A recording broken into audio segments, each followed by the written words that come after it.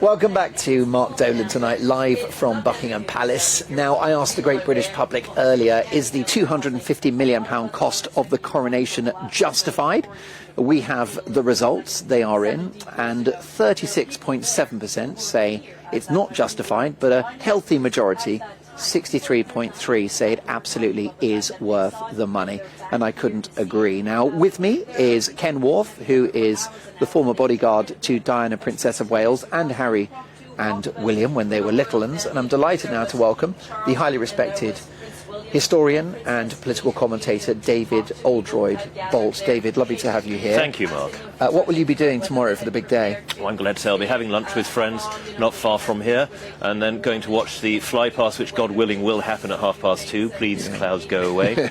And enjoying the rest of the day, I think, in the way that we all should. It should be a day of feasting and celebration. It should be a day of jubilation.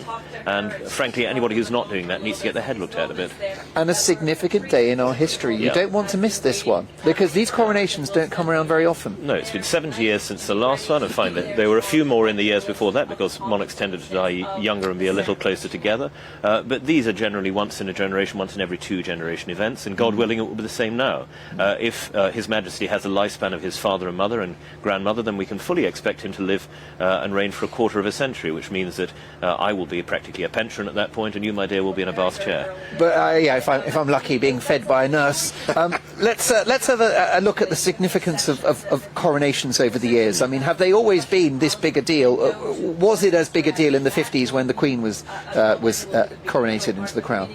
I think when the Queen was crowned in the 50s, it was a huge deal because we were coming out of a total war of 6 years. We were still just in the grips of rationing. We had rationing for another year after the Queen was crowned in 53. And so it was an excuse for the nation to have a bit of a party, a bit of colour in life. Life was drab in those days. A great deal of the country was still bombed out after the Second World War. A great many people were living in extremely straitened circumstances. We did not enjoy the technological advantage we had now. So I think in those days they had the debate just as we are now. Is it justified in a time of quite straitened circumstances for a great many people to have this sort of celebration, this sort of grand national spectacle?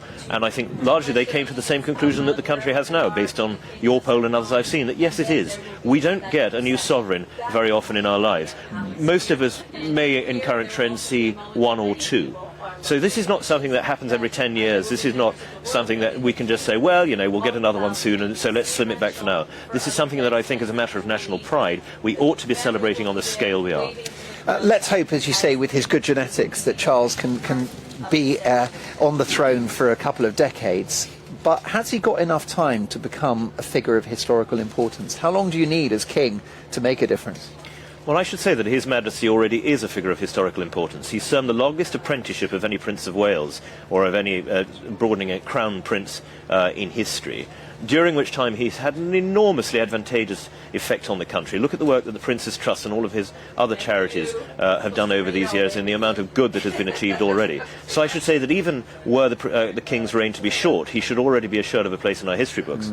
But given that he's also been so far ahead of the curve on the discussions we're now having, for instance, around the sort of housing we want in the country and the quantities we want, of the impact we have on our environment, the natural environment, of the sort of life we want culturally and spiritually, I think it's clear that the King, if he continues down the path he's set for himself as Prince of Wales, will be one of our more notable monarchs. And of course, if things were to go south for the royal family, and I hope they don't, for the monarchy, it's not inconceivable that this could be the last coronation. I think it rather is inconceivable, because the support for the younger generation of royals is more consistent, not necessarily higher, but more consistent even than it is for the King and Queen. We know that the Prince and Princess of Wales are very, very popular people across the range of ages. Now, of course, younger people are not so keen on the institution of monarchy, largely, I think, because it is something which most people grow into feeling great affection for.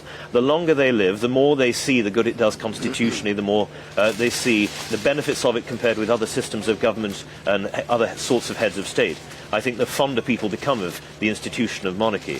So let's not forget the Prince of Wales is now a man entering early middle age, so he's not a young man anymore. He has plenty of time as he grows into middle age to build upon that support, and as the Prince and Princess of Wales' children themselves come to take greater roles in national life, as they will do under the King's plans for a slimmed-down monarchy, I think what we'll see is the nation growing with that family.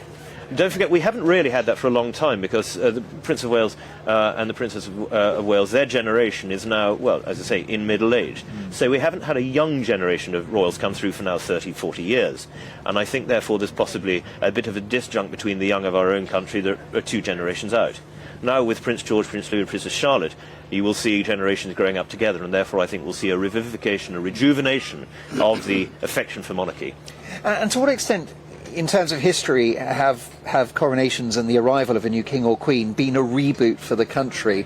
Does history tell us that when there's a new incumbent in the palace behind us, that it gives the country a fillip, a refresh in some way? I think it rather depends on the quality of the monarch who precedes. Now, we've just seen the most extraordinary reign in our nation's history, and a sovereign who was held in enormous esteem and respect across society.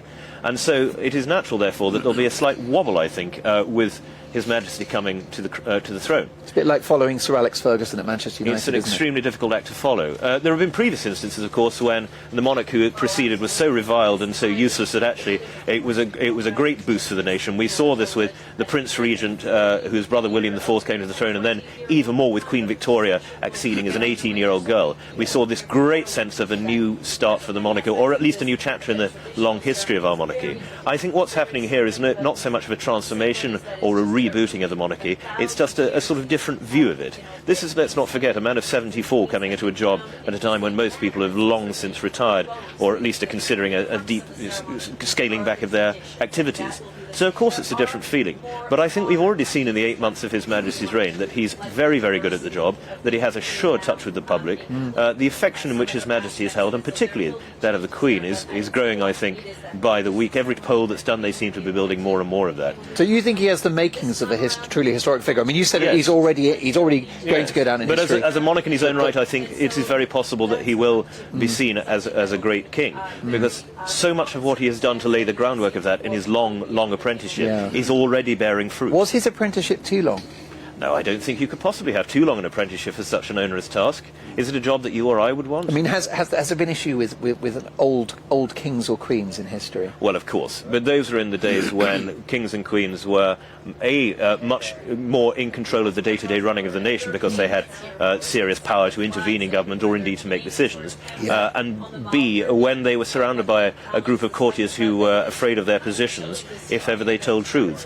Now, we know that as Her Majesty grew older, she was given advice from her courtiers. She sought the advice of her family about when it was time for her to withdraw from doing so many public duties and for His current Majesty to step forwards. I've no doubt that that will continue to be the case, because this is now an extremely well-honed institution, one that runs smoothly and that has a great deal of collaboration between the generations.